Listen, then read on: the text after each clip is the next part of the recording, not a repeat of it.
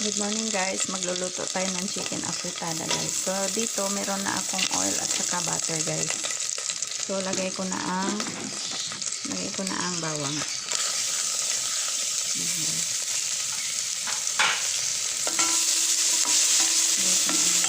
Medyo nasunod yung butter guys.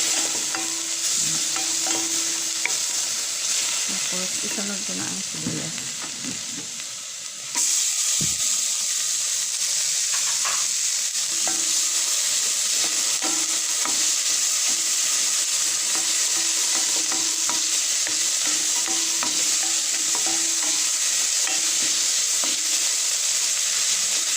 Then, isunod ko na ang kamatis guys. Yung kamatis guys, kasi marami tayong kamatis na nalagay. Pero normally, ang kamatis ang gamitin dyan, 2-3 lang. Ng klase yan. So, i-adjust na lang natin pagdating sa tomato sauce naman.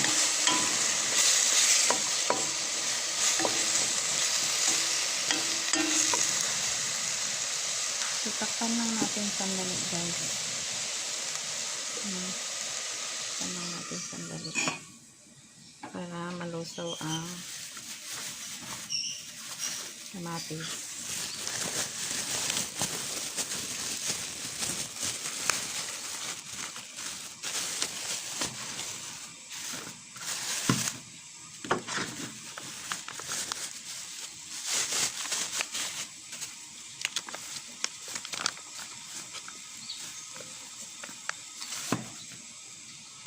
So, at this point, ilagay na natin ang carrots. Meron akong carrots na may cheese, guys, at saka paprika. Ilagay na natin. Kasi medyo matagal din yan matapos ang maluto ang carrots.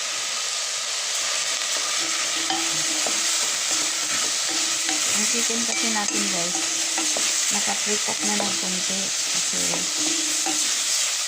ang tagal na bukas ng mga bata dyan. So, matagalan ako magkuha ng tomato sauce.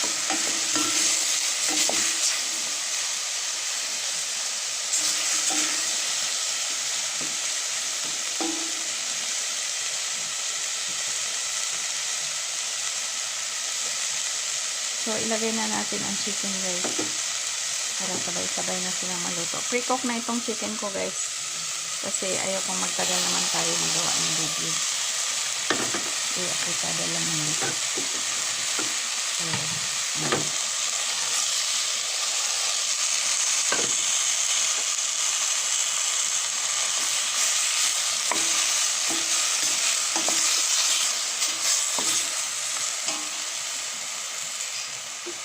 So, ilagay na natin ang tubig. Konti lang. Konti lang tubig guys kasi mamaya maglagay pa tayo ng tomato sauce. Tapos, timpla na rin natin yan. Magic sarap. Magic sarap.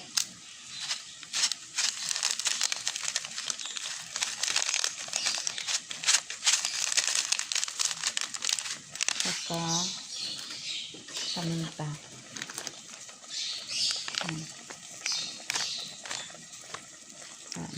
Kasi baka umahang.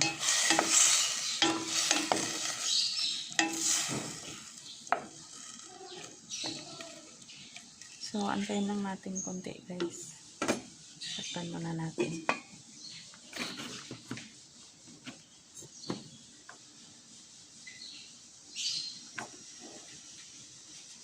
Hanapin ko muna yung ano guys.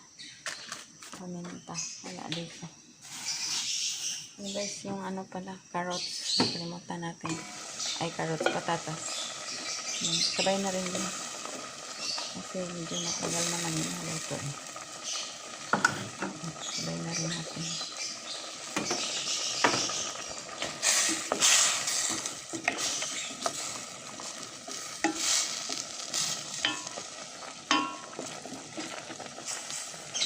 So, it takes a while bago maluto. Tatakpan muna natin.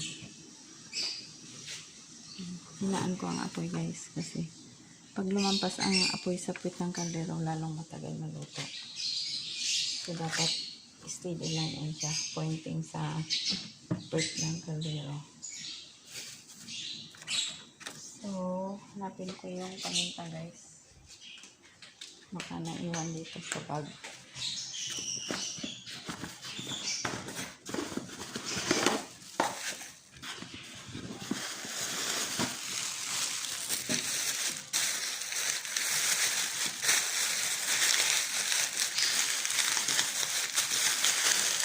Wala dito. Baka nandito.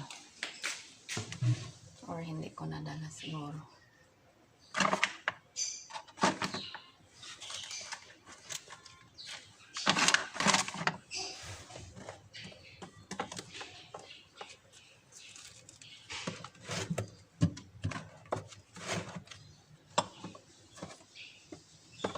So wala.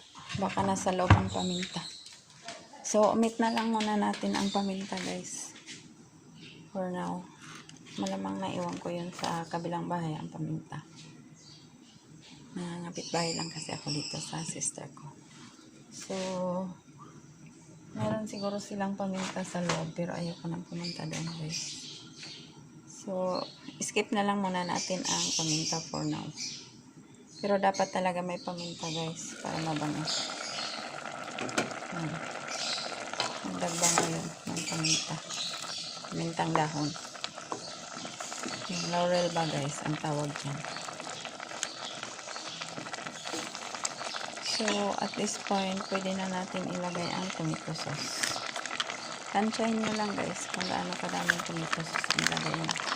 Kasi di ba naglagay na ako ng kamatis. So yung tomato sauce na ilagay natin, tansyado lang din.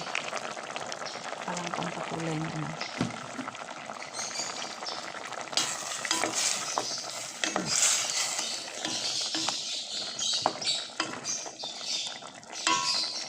Tapos ilagay na natin ang green peas na maluto.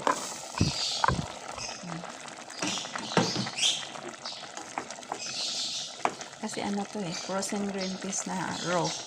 Daw siya. Hindi siya yung nasa lata. Tapos maglagay tayo ng konting tomato paste.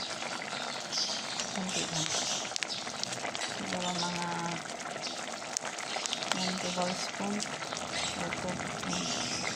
Kasi guys, pag sinubrahan mo ng tomato paste yan, pag sinubrahan mo dito, ay nako, maasin yan.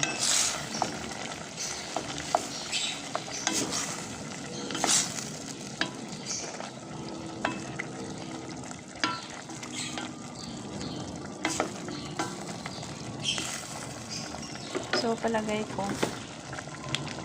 kulang pa ng konting tomato sauce yan. Konti pa. Ang pakulay.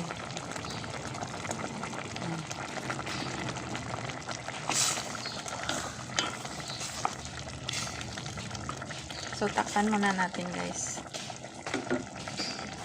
Para maluto.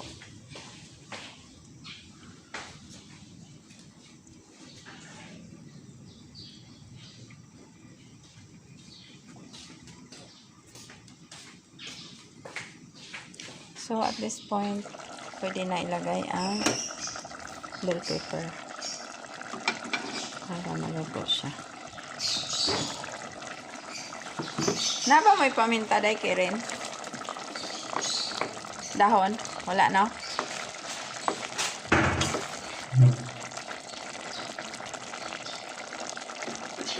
So, skip na lang natin ang pamintang dahon guys. Next time na lang.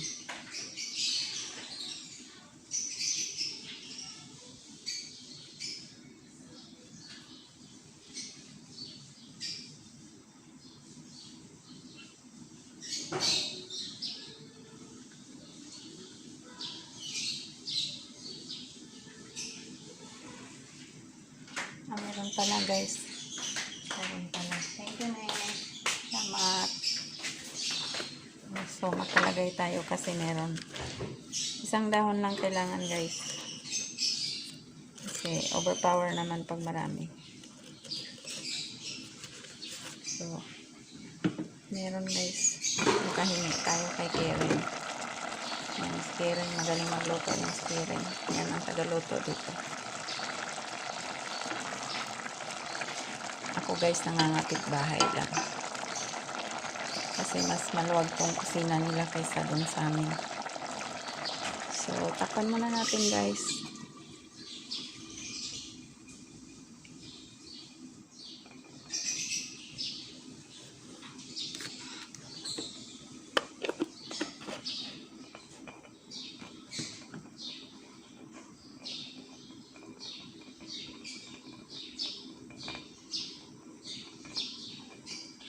So, tikman na natin guys para kung ano mang kailangan i-adjust.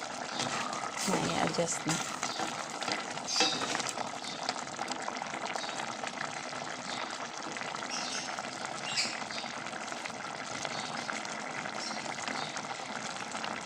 Romy matabang.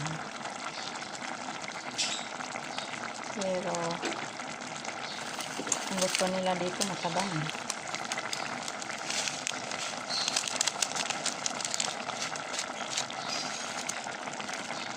Okay, nakuha tayo ng kapiranggot na asin. Wait lang guys.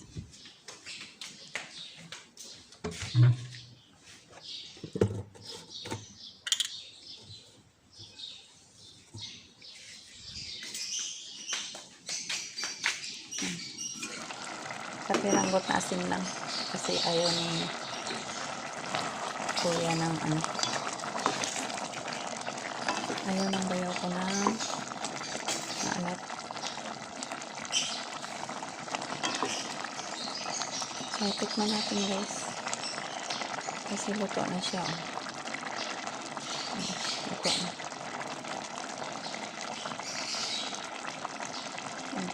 Tama na sa timpla. Masarap siya guys. Masarap siya kasi may cheese.